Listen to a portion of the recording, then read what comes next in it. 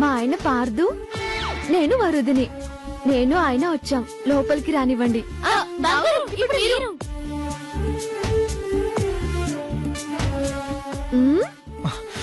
నేను నా విరోధి వచ్చాం. నేను వరోధిని వచ్చాం. లోపలికి రానివ్వండి. ఇక చాలా మీ బావగారిని లోపలికి రానివ్వండి అమ్మి. పదం సార్, సిగ్గుపడతారండి. ఎరకాలు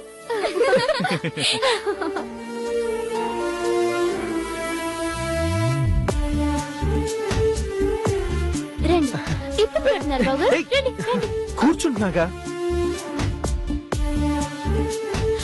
బావగారు ఫ్యాన్ ఇస్తాను, ఒక్క నిమిషం.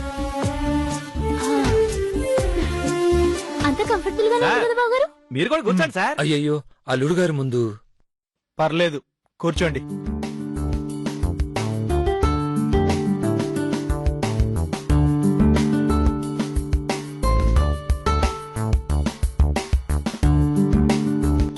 గోదారి, వెళ్ళి అల్లుడు గారి కాఫీ తీసుకురా.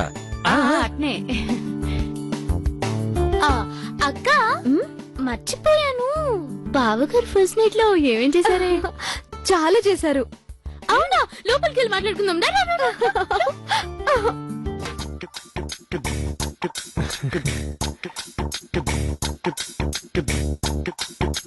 అయితే బావగారు ఇక్కడ ఇబ్బంది పడతారు కానీ అక్కడ పడరన్నమాట.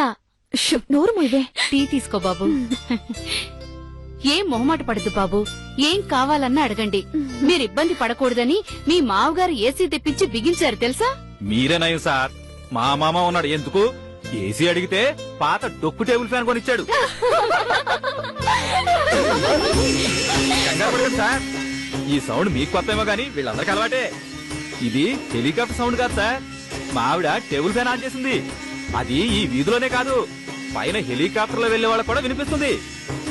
నువ్వు వెళ్ళేది ఆపేస్తే నీకు ఇంక్రిమెంట్ ఇస్తా. ఇంక్రిమెంటా? ఇంకే మీరు వెళ్ళేదాకా దాన్ని ఆన్ చేయనే చేయండి సార్. వస్తాను సార్. టీ తీసుకో బాబు. మధ్యాహ్నం వచ్చి ఫోన్ చేస్తానండి. చేస్తారు చేస్తారు. తీసుకో బాబు. ఆగండి ఆగండి. అమ్మి వరుదిని, నువ్వు కూడా కూర్చో అమ్మి. రా కూర్చో. ఇప్పుడు మీ ఇద్దరు తీసుకోవచ్చు. ఆగండి ఆగండి. అమ్మి, నీ చేత్తో అల్లుడు గారి కాఫీ ఇవ్వమ్మి. ఏవండి?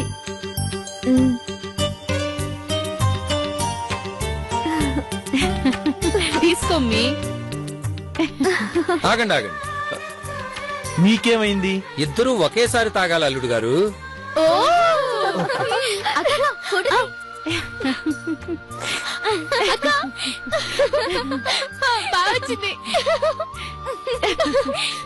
మీరు తాగండి. గుండె నొప్పని నాటకం ఆడితే అది నిజంగానే మనకు గుండె పొట్టొచ్చేంత పనిచేసింది.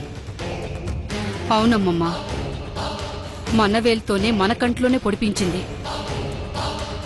ఎలాగైనా పార్థుని ఆ ఇంటికి వెళ్లకుండా ఆపాలని ప్లాన్ చేస్తే దాన్ని తిరగ్గొట్టి మన నోటితోనే సంతోషంగా వెళ్లిరండి అనిపించింది.